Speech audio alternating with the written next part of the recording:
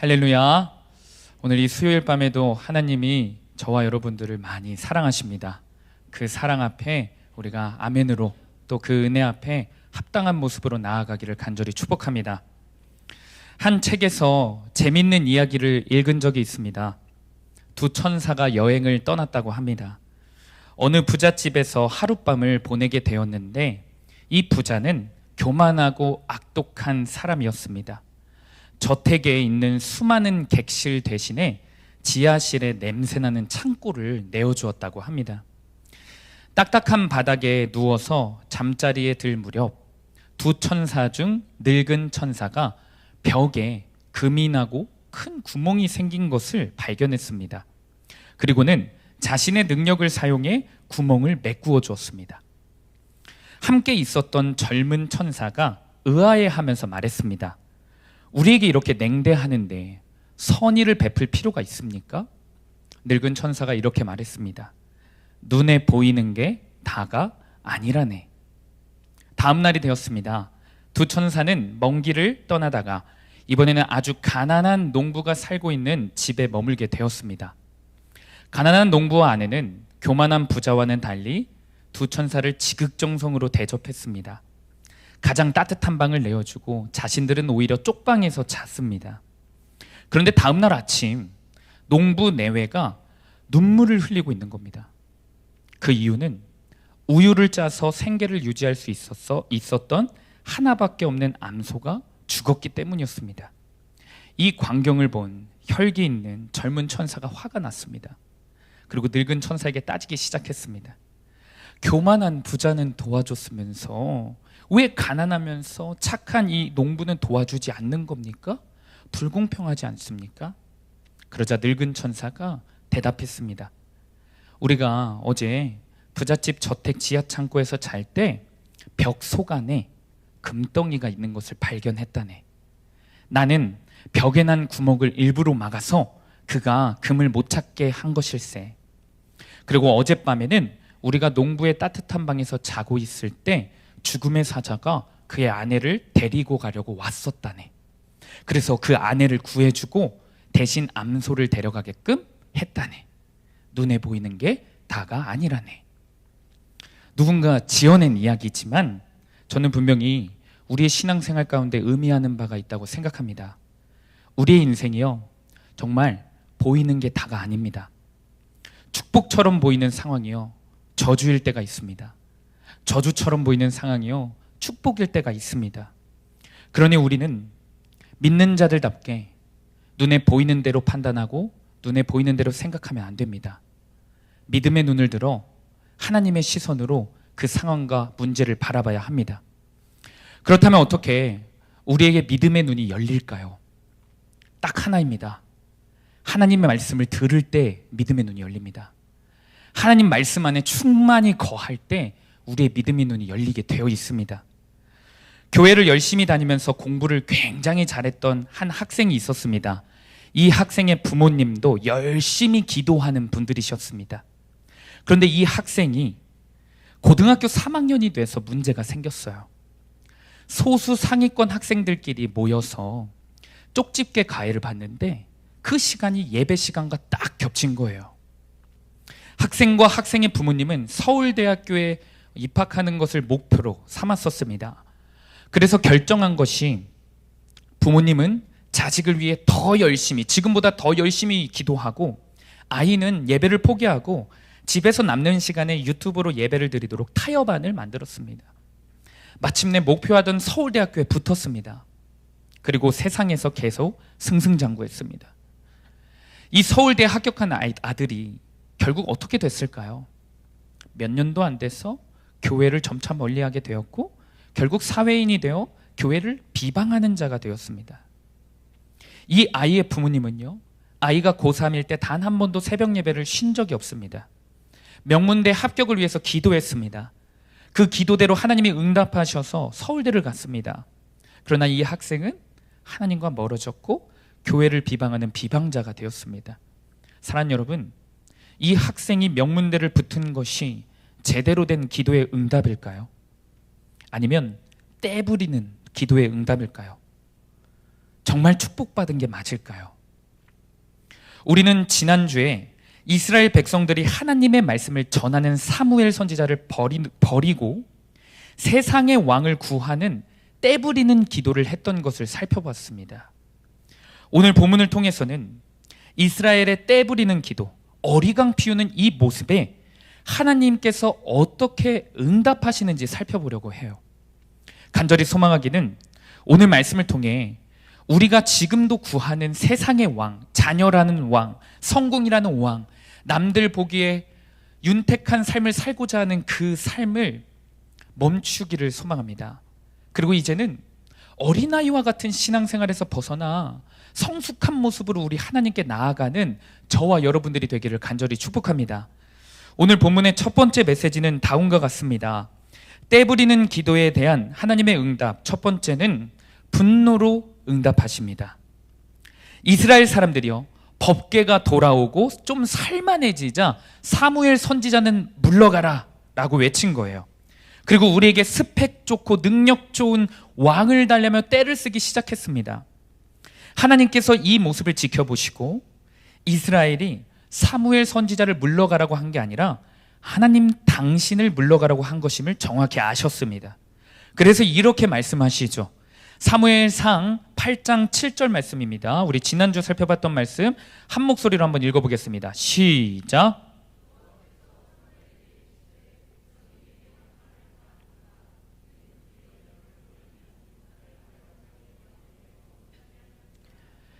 하나님께서 이 이스라엘의 어리광에, 이 오만한 이스라엘에게 오늘 본문 1절로 응답하십니다. 오늘 본문 1절도 한번 읽어보겠습니다. 시작.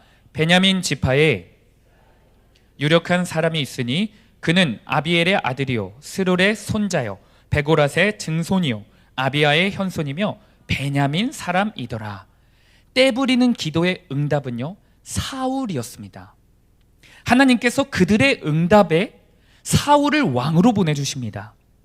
사울의 정부를 먼저 간략히 살펴보면 베냐민 지파라고 합니다. 그런데 여기서 베냐민 지파가 어떤 지파인지 정확히 짚고 넘어가야만 하나님이 어떤 심정으로 어떤 마음으로 사울을 왕으로 응답하셨는지 깨달을 수 있습니다. 베냐민은 어떤 지파냐? 그것을 알기 위해서 사무엘상이 시작되기 바로 직전에 사사기 끝자락의 이야기를 알고 있어야 됩니다. 사사기 끝자락에는요, 무시무시한 동족끼리의 전쟁이 일어납니다. 바깥도 아니고요, 12지파 안에서 끔찍한 비극이 일어나요. 한 번은 한 레위인과 그의 첩이 함께 베냐민 족속이 살고 있는 땅에 잠깐 머무는 일이 있습니다. 그런데 그때 베냐민 사람들이 어떻게 하냐? 레위인에게 단체로 찾아와 강제로 성관계를 맺으려 합니다. 레위인의 첩, 여자를 건든 게 아니라요, 난자인 레위인을 건드려서 동성애를 하려고 한 거예요. 레위인은 이 위기 앞에서 어떤 조치를 취하냐면 그들의 욕구를 채워주기 위해 자기 자신이 살기 위해 자신의 첩을 내어줍니다. 이 모습 자체가 비극이 아닙니까? 베냐민 사람들이 결국 이 여자를 밤새도록 윤간에 죽게 만들었어요. 레위인이 다음 날이 되자 첩의 시체를요 12도각을 내 이스라엘 모든 지파로 보냅니다. 성경에는요 이날의 끔찍한 사건을 다음과 같이 표현합니다. 사사기 19장 30절입니다. 우리 한 목소리로 한번 읽어보겠습니다. 시작.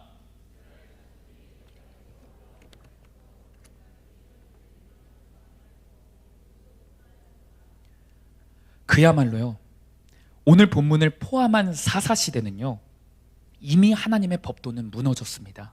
윤리와 도덕 자체가 없어졌습니다. 자유함이라는 이름으로요 끔찍한 일들이 만행되고 있었던 시대입니다.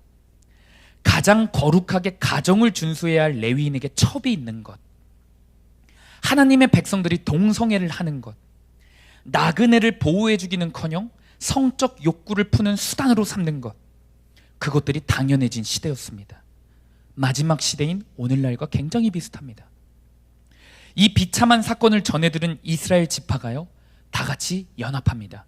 그리고 사건의 주범인 베냐민 지파를 진멸시키고자 합니다. 그런데 여러분, 이 베냐민 사람들이 얼마나 잔인하고 강력한지 베냐민의 군사의 수가 2만 5천 명이었습니다. 약. 다른 지파들의 연합군은 무려 40만 대군이었어요. 절대 소수인 베냐민 지파가 40만 대군의 연합군을 상대로 1, 2차전을 다 승리합니다.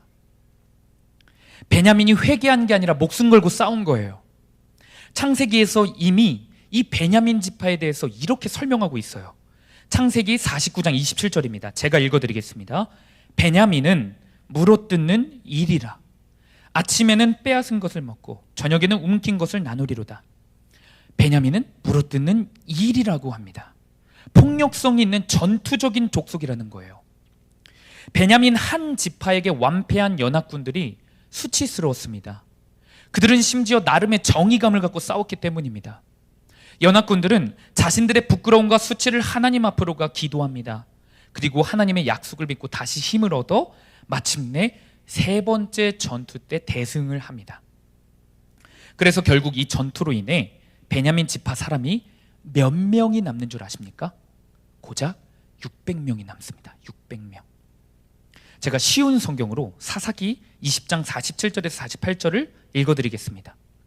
베냐민 사람 600명은 광야의 림몬 바위로 달아났는데 그들은 그곳에서 4달 동안 머물러 있었습니다. 이스라엘 사람들은 베냐민 땅으로 돌아왔습니다. 그들은 각 성마다 다니면서 그 안에 있는 사람들과 가축들을 모두 죽였습니다. 눈에 보이는 것은 무엇이든지 다 죽였습니다. 그리고 성을 모두 불태워 버렸습니다. 다 죽었습니다. 살던 곳도 다 불탔습니다. 그리고 끝난 게 아닙니다. 다른 이스라엘 지파들이요, 베냐민 사람들에게 얼마나 지치고 질렸는지요, 분노가 여전히 남아 있었습니다. 그래서 600명밖에 안 남은 그 베냐민 사람들에게 우리의 딸들을 절대 베냐민에게 주지 않겠다라고 서로 연합합니다. 사사기 21장 1절입니다. 우리 이 말씀은 한 목소리로 한번 읽어보겠습니다. 시작. 이스라엘 사람들이 미스바에서 맹세하여 이르기를 우리 중에 누구든지 딸을 베냐민 사람에게 아내로 주지 아니하리라 하였더라. 시간이 흐르면서 정말 베냐민 지파에 존폐 위기가 찾아왔습니다. 씨가 마르게 생긴 거예요. 이스라엘이 그때 그래도 하나님이 우리에게 허락하신 동족인데 어떻게 망하게 두는가, 그래도 우리가 도와줘야지 않겠는가 마음을 고쳐먹어요. 그리고 그때 마침 길르앗 야베스 족속과 전쟁 중이었는데 그 전쟁 속에서 건지게 된 야베스 400명의 이방 처녀를 베냐민에게 주게 돼요. 여러분, 이 스토리가 사울이 왕으로 세워지기 불과 얼마 전에 벌어진 일인 거예요. 다시 말해 사울은요, 이런 잔혹한 배경 아래에서 태어난 사람인 겁니다. 얼마나 집안에 원한과 상처가 많았겠습니까? 우리가 대표적으로 알고 있는 사울의 모습이 어떻죠? 나중에 자신의 충신이었던 다윗을 비교하면서 죽도록 미워하지 않습니까? 다 이 쓴 뿌리를 하나님 앞에서 해결하지 못한 채 살기 때문에 그런 거예요. 아버지는 전쟁 중에 다 전멸하여 고작 600명 남은 지파입니다. 어머니는 전쟁 중에 다 죽고 400명 살아남은 길르앗 사람들이니 그들의 원한, 비교의식, 피해의식들이 사울에게도 자리 잡고 있었던 거예요. 그런데 사랑하는 여러분, 하나님이 이스라엘의 떼부리는 기도, 어리광 피우는 이 기도에 응답하신 게 바로 베냐민 지파 사람 사울인 겁니다. 이 배경을 알고 보면 이제야 사울이 그냥 등장한 게 아니구나.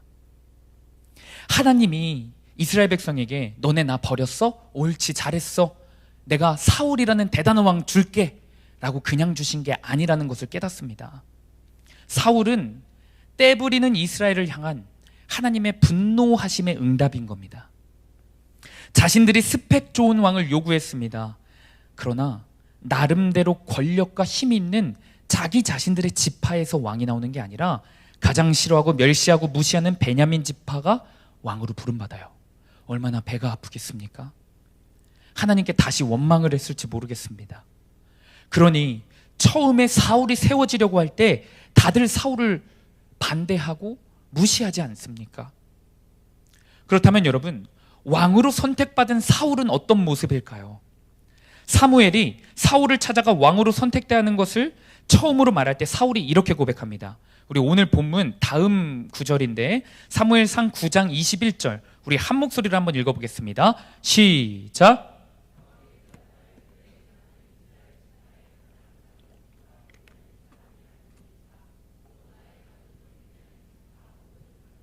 가장 미약하지 아니니까 당신이 어찌하여 내게 이같이 말씀하시니까 하니, 자신의 뿌리를 알고 있었던 사울로서는 어떻게 나같이 부족한 사람이, 부족한 배경의 사람이 이스라엘의 왕이 되겠습니까? 라고 겸손한 모습을 보입니다. 그런데 여러분, 우리는 때로 이 사울의 첫 모습을 너무 미화해서 보는 경향이 있어요. 사울이 참으로 겸손했다라는 거죠. 그러나 앞으로 사무엘상을 계속 읽어나가 보시면 이것은 위장된 겸손으로 추측됩니다. 결과적으로 보면요, 앞으로 자신의 뜻을 이루기 전까지 본심을 숨기기 위한 겸손이라고도 볼 수 있습니다. 이 사울 때문에 이스라엘이 얼마나 큰 위기에 빠지는지 우리는 알고 있지 않습니까? 사랑하는 여러분, 이 시점에서 우리의 삶을 한번 돌아봤으면 좋겠습니다. 우리는 하나님 앞에서 세상의 것을 구하는 기도를 여전히 많이 하고 있지 않습니까? 또한 내 자식은 꼭 잘 됐으면 좋겠다라고 바라고 있지는 않습니까? 우리의 모습 자체가 떼부리는 기도를 하는 이스라엘 백성과 판박이의 모습일 때가 많이 있습니다. 뿐만 아닙니다. 교회를 열심히 다니면서 부부끼리, 형제끼리, 부모 자식끼리 원수처럼 살기도 합니다. 우리 집안 안에 있는 그 갈등이 해결되지 않은 채, 그 어떤 노력도 하지 않은 채 골마서 썩어가는 것들이 있습니다. 마치 베냐민 지파와 이스라엘 다른 지파들 사이의 갈등처럼 말입니다. 그 누구도 하나님께 회개하지 않은 채 시간이 해결해 주겠지, 그냥 묻어서 사는 게 인생이지 하면요, 그 잔재가요 남습니다. 그리고 우리 다음 세대가 사울처럼 폭군이 됩니다. 그리고 내 가정을, 내 공동체를 더 큰 재앙으로 몰고 갈 것입니다. 하나님께서 이스라엘이 원하는 대로 왕을 주셨어요. 자, 너희들이 나를 버리고 요구한 왕 사울 여기 있다 하고 9장부터 사울을 등장시키세요. 이것은 하나님의 회초리 같은 응답입니다. 벌을 주셔서라도 이스라엘을 잘못된 길로 완전히 망하게 하지 않으시고 너희들의 잘못을 깨닫기를 바라는 하나님의 마음입니다. 여기 우리 자녀들을 양육해 오신 우리 부모님들이 계시죠. 우리 부모님들이 그렇게 자녀들을 물심양면 수고하면서 애쓰시면서 양육하시는데 어린 자녀들이 부모님의 마음을 이해합니까? 얼마나 희생하시면서 양육했는지, 지금도 얼마나 마음을 쓰시는지 자녀들이 이해합니까? 양육하실 때 지금까지 때로는 체벌도 하셨을 것이고 잔소리도 많이 지금도 하시는 걸로 알고 있습니다. 우리의 자녀들이 어린 시절에 이거 갖고 싶다고 떼를 쓰지만 그것이 자녀의 인생에 유익하지 않기에 혼내서라도 안 사주지 않았습니까? 다 왜 그러셨죠? 자녀를 너무나도 사랑하셨기 때문이 아닙니까?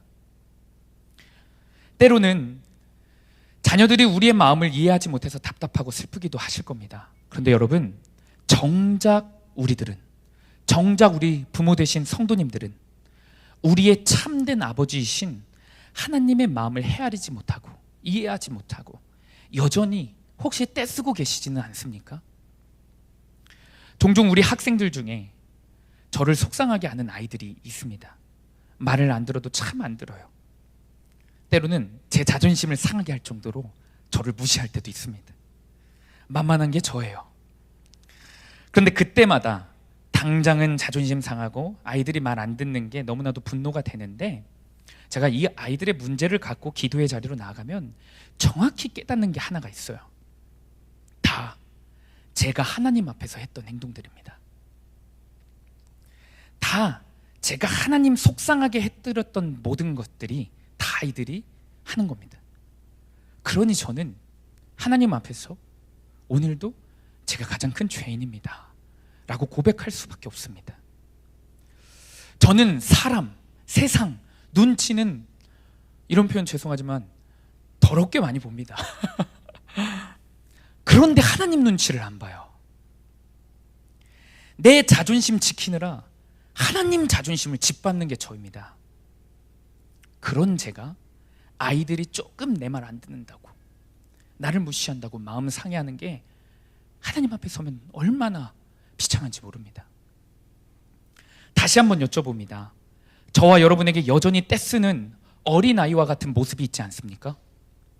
나를 언제나 바른 길로 인도해 주시는 하나님의 인도하심이 아니라 내가 갖고 싶은 거 꼭 갖겠다고 어리광 부리는 어린아이의 신앙생활을 하고 있지는 않습니까?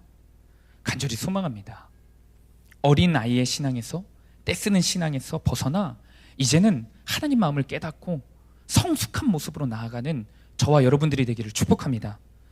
제가 이 첫 번째 대지를 마무리하면서 어리광 피우는 이스라엘과 같은 저에게 원하시는 하나님의 마음은 뭘까 기도해봤습니다.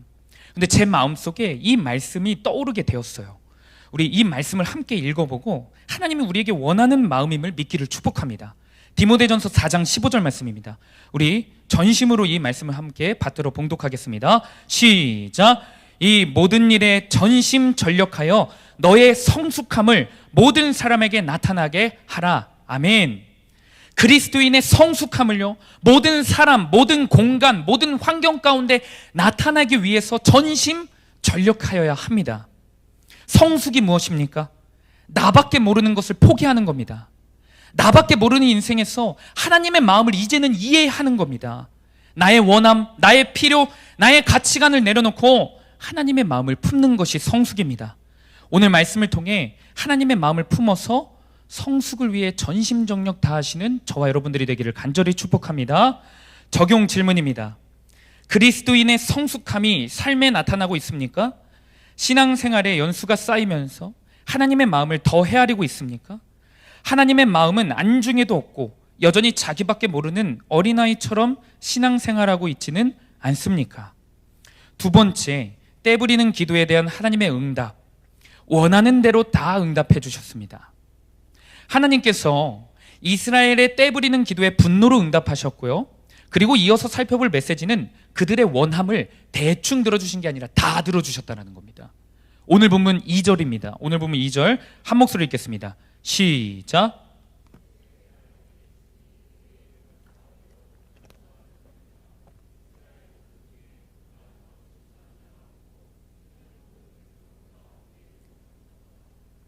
이스라엘 사람들은요, 왕을 왜 구했냐면요, 이스라엘을 더 강하게 만들기를 원했어요. 자기 자신의 삶을 더 빛나게 해줄 왕을 구했습니다. 외적으로요, 다른 나라들과 비교했을 때 꿀리지 않는 화려한 왕을 구한 거예요. 이스라엘 중에 가장 강한 사람이 사울입니다. 그리고 준수했다고 합니다. 그들의 떼 부리는 기도는 완벽히 응답된 겁니다. 그런데 여러분, 하나님께서는 사울 다음으로 다윗 왕을 세우실 때 이 말씀을 하시죠. 너희들은 외모를 보지만 나는 중심을 보는 여호와다. 사울은 하나님 아버지 마음에 그 중심이 합당한 왕이 아니었습니다. 사람의 기준에 부합한 왕이었습니다.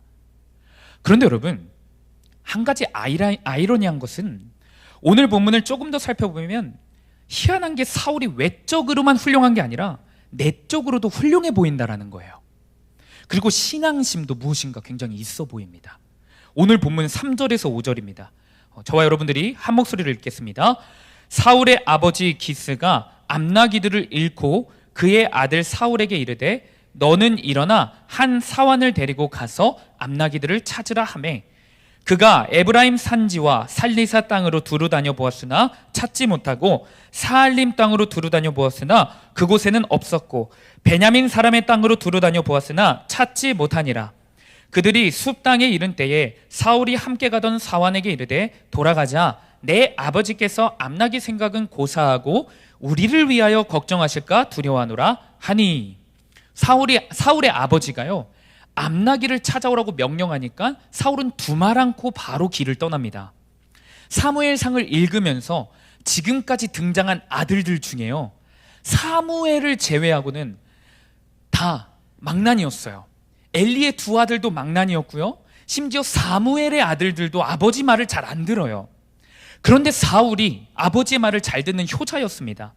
아버지를 위해 암나기를 찾는데요, 이것은 그냥 동네 심부름이 아닙니다. 여러분, 이게 연구해 보면요, 자기 마치 40km 이상을 열심히 돌아다닌 거예요. 결국 암나기는 찾지 못합니다. 그런데 그때 나 때문에 아버지가 더 걱정하겠다 하면서 지극한 효심까지 보여요. 효심뿐만일까요? 됨됨이도 좋습니다. 다음 구절들을 살펴보면요, 짐꾼이었던 사환의 말을 경청합니다. 밑에 사람의 말을 경청할 줄 아는 모습을 보여요. 왕이 되기 적합한 모습이죠. 오늘 보면 6절 7절입니다. 함께 읽습니다. 그가 대답하되 보소서, 이 성읍에 하나님의 사람이 있는데 존경을 받는 사람이라. 그가 말한 것은 반드시 다 응하나니 그리로 가사이다. 그가 혹 우리가 갈 길을 가르쳐 줄까 하나이다 하는지라. 사울이 그의 사원에게 이르되 우리가 가면 그 사람에게 무엇을 드리겠느냐? 우리 주머니에 먹을 것이 다하였으니 하나님의 사람에게 드릴 예물이 없도다. 무엇이 있느냐 하니. 밑사람의 말을 경청하는 것뿐만이 아닙니다. 신앙심도 있어 보여요.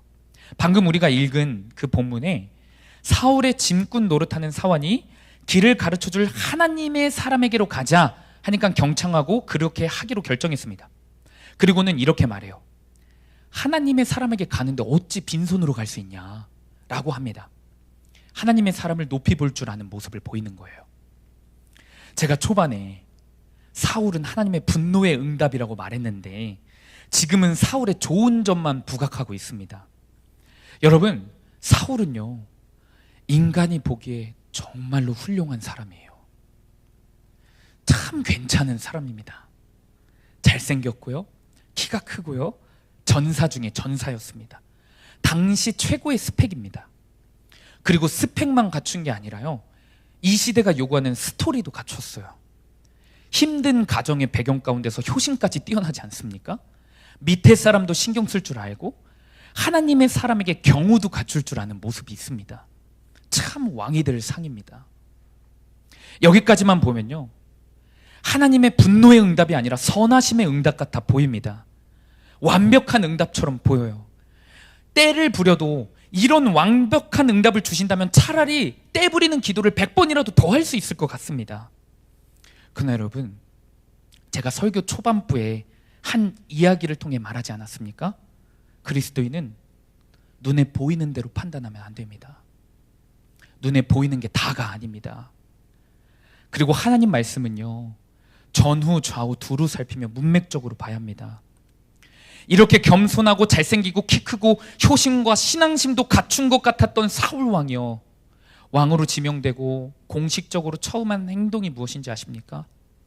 놀랍게도 어머니의 민족으로 볼 수 있는 야베스 길앗을 위해 전쟁을 치러요. 사실 그 전에 사무엘 선지자가 명령을 해요. 믿음으로 기브온에 있는 블레셋 주둔지를 점령하라고 명령합니다. 그 명령에는 순종하지 않았습니다. 그러나 야베스 길르앗, 어머니의 민족을 위해서 전쟁을 할 때는요, 그 어느 때보다 분노하면서 전쟁에 나갑니다. 물론 이 안에도요, 하나님의 은혜는 분명히 있었어요. 하나님의 선하심도 분명히 있긴 있었습니다. 그러나 이 전쟁 이후로 사울은 점점 하나님의 뜻을 외면하게 돼요.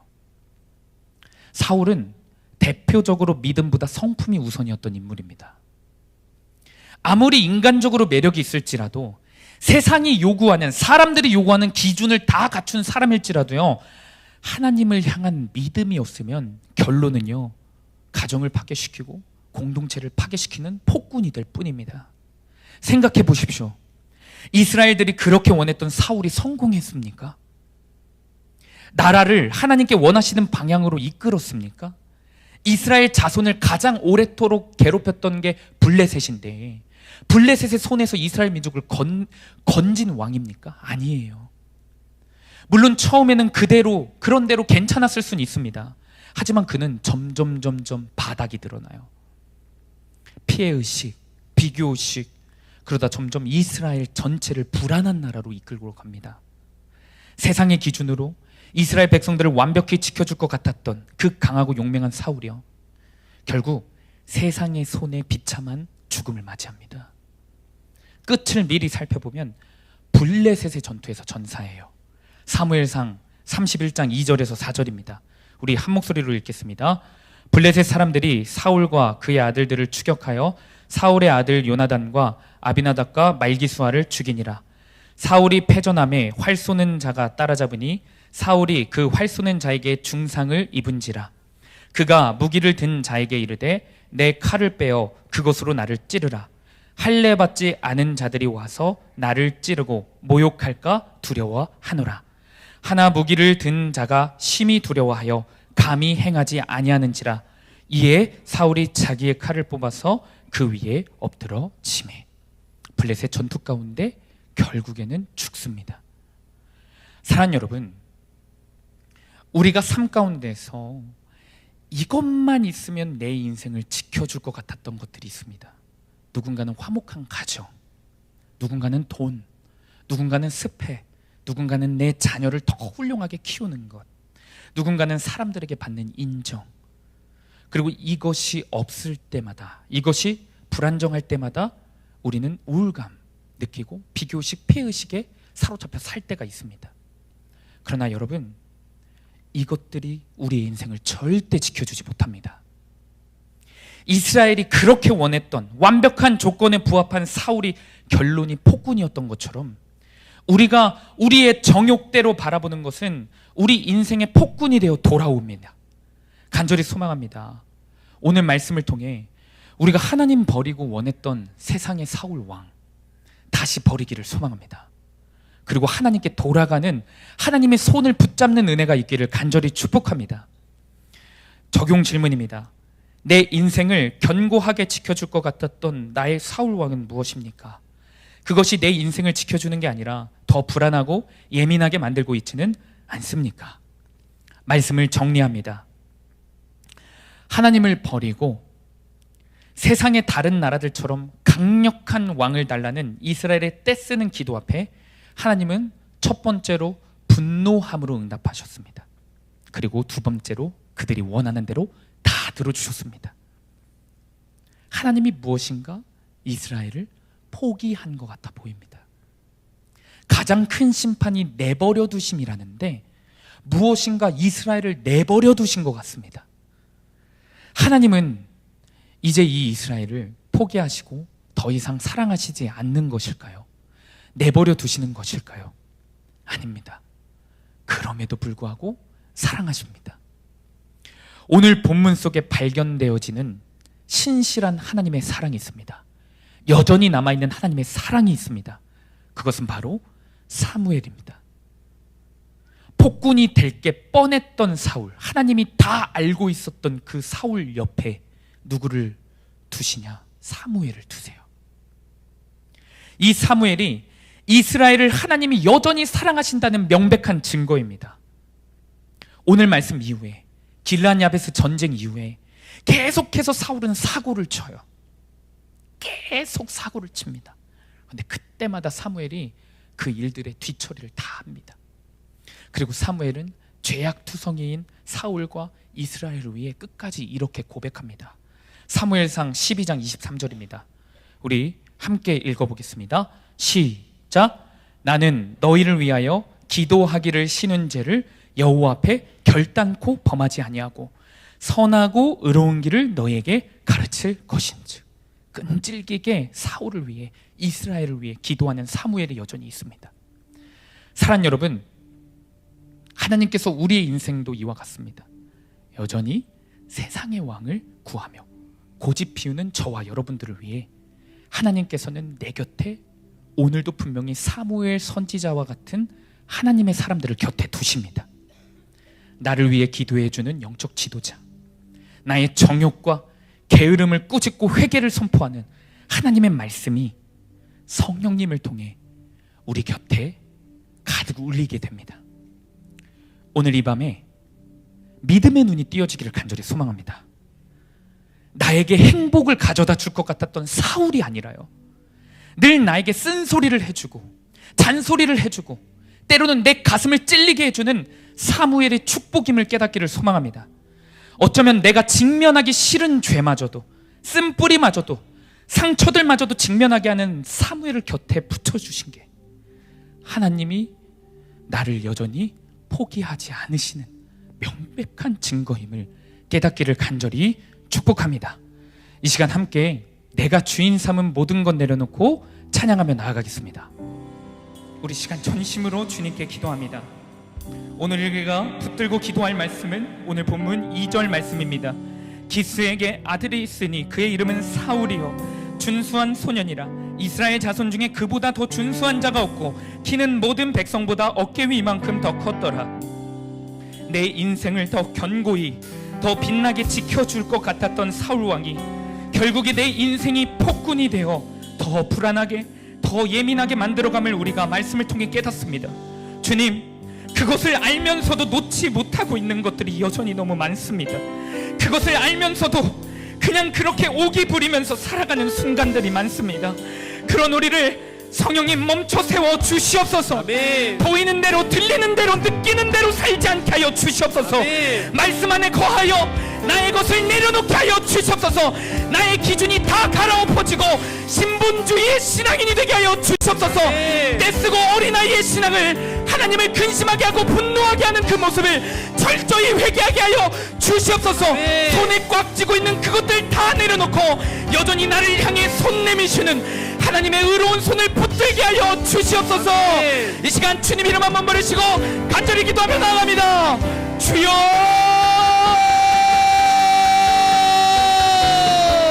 거룩하신 주님, 나를 여전히 포기하지 않으시는 그 하나님 앞에, 주님의 그 손 앞에 우리가 엎드려 경배합니다. 주님, 나의 그 완악한 모습을, 나의 그 고집을, 그 더러운 삶을 왕이신 주님 앞에 내려놓습니다. 주님, 내가 추구했던 그 사울을 주님 내 인생의 복분이 되어 돌아옵니다. 내가 그것을 알면서도 그것을 경험했으면서도 미련하게 계속해서 그것을 놓지 못합니다. 또다시 반복적으로 구합니다. 주님, 우리를 불쌍히 여겨주셨소서. 성령님 강권적으로 역사하셔서 우리를 멈춰 세워주셨소서. 나의 자아를 산산조각내어 주시옵소서. 그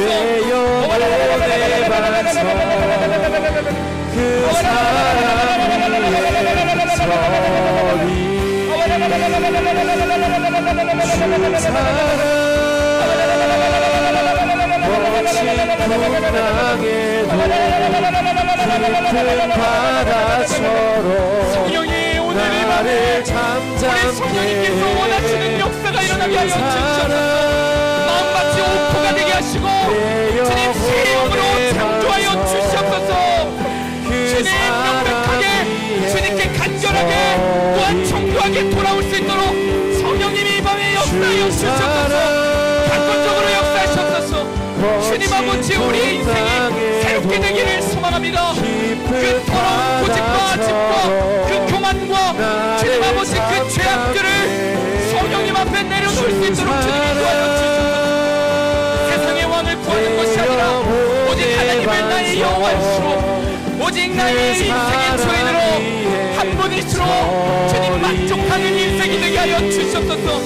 성령님이 도와주시옵소서. 성령이 오늘 이 밤에 역사하셨소서.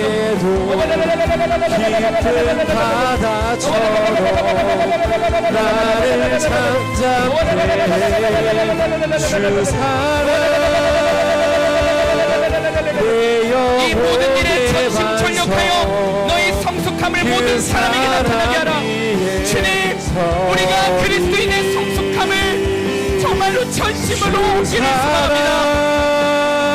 하루하루 살아가면서 그리스도인의 성숙함을 더욱더 갈망합니다. 머리가 아치고 언제까지 떼쓰고 머리가 비우는 삶이 아니라 하나님의 마음을 시원하게 해드리고 하나님의 마음을 헤아리는 주님 성숙한 그리스도인이 되게 하여 주시옵소서. 거룩하신 주님, 나의 아버지 되신 주님께 주님 아버지의 마음을 더욱더 알게 하여 주시옵소서. 거친 풍랑에도 깊은 바다처럼 나를 잠잠케 주 사랑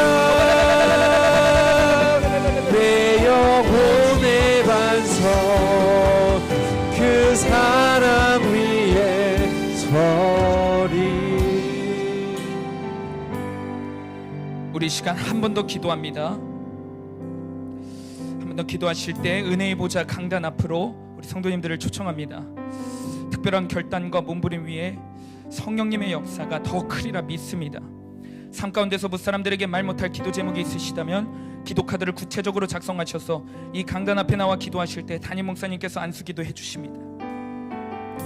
이 시간 함께 붙잡고 기도할 말씀은 오늘 본문 14절 말씀입니다. 그들이 성읍으로 올라가서 그리로 들어갈 때에 사무엘이 마침 산당으로 올라가려고 마주 나오더라. 이스라엘을 여전히 포기하지 않으시는 하나님을 우리 삶 가운데 만나게 하여 주시옵소서. 사울 왕을 분노로 응답하셨지만 그 곁에 여전히 하나님의 사람, 하나님의 말씀을 두셨던 그 하나님을 바라보게 하여 주시옵소서. 아멘. 우리의 어린아이와 같은 모습을 오래 참으시고 여전히 내 자아와 내 뜻만 고집피우는 우리를 포기하지 않으시는 하나님께 이제는 돌아가게 하여 주시옵소서. 아멘. 달콤한 것들만 기대하는 게 아니라 쓰라리고 아프지만 내 죄와 잘못을 직면하는 그 회개의 말씀을 사모하게 하여 주시옵소서. 아멘. 그것이 신실한 하나님의 사랑의 증거임을 깨닫게 하여 주시옵소서. 아멘. 이 시간 특별히 주님의 몸된 교회를 위해서 기도합니다. 회복의 때, 부흥의 때를 허락하여 주시옵소서. 단 한 사람이 나고자 없이 주님 품 안으로 돌아와 좁은 문 좁은 길을 걷게 하여 주시옵소서. 아멘. 다음 세대를 악한 세대 가운데서 건져내어 주시고 이들의 몸과 마음을 구별하여 주님께 쓰임받는 일꾼들이 되게 하여 주시옵소서. 아멘. 우리 시간 간절히 주님 이름 부르시고 통성으로 기도하며 나아갑니다. 주여,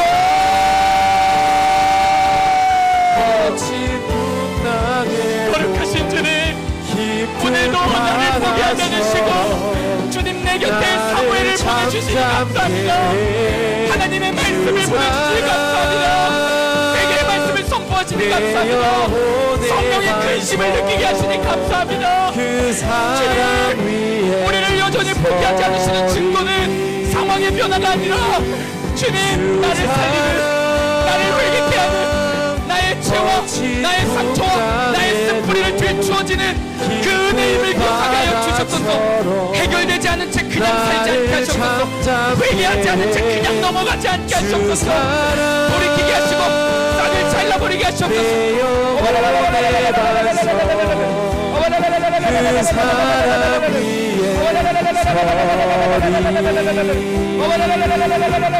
주 성령님, 소멸하는 물로서 임하셔서 우리의 우상들을 태워주셨소서. 우리의 쓴뿌리들을 태워주셨소서. 오발라 팔라 와라 와라 와라 오발라 팔라 와라 와라 와라 와라 오발라 와라 와라 와라 와라 와라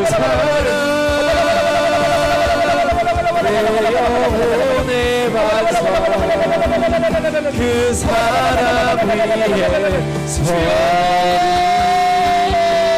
위에 거룩하신 주님, 주님의 뜻이, 주님의 법도가 성령의 그 하나님 아버지의 강권하심의 역사로 성령 충만으로 우리가 무장되어지게 하셨소서. 다시는 내 자아에 굴복하지 않냐고, 상황에 굴복하지 않냐고, 성령 충만함으로 담대히 싸워 이기게 하셨소서. 아무런 자격이 없지만 성령의 그 은혜로 말미암아 하나님의 그 크신 사랑하심으로 말미암아 우리를 여전히 포기하지 않으시는 그 하나님의 열심으로 우리가 그것을 의지하며 나아갑니다. 깊은 바다처럼 나를 잠잠해 주 사랑 성령님 임하시옵소서. 성령이 충만히 임재하여 주시옵소서.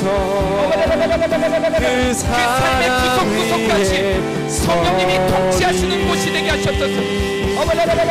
주 사랑 거친 풍랑에도 깊은 바다처럼 나를 잠잠게 주 사랑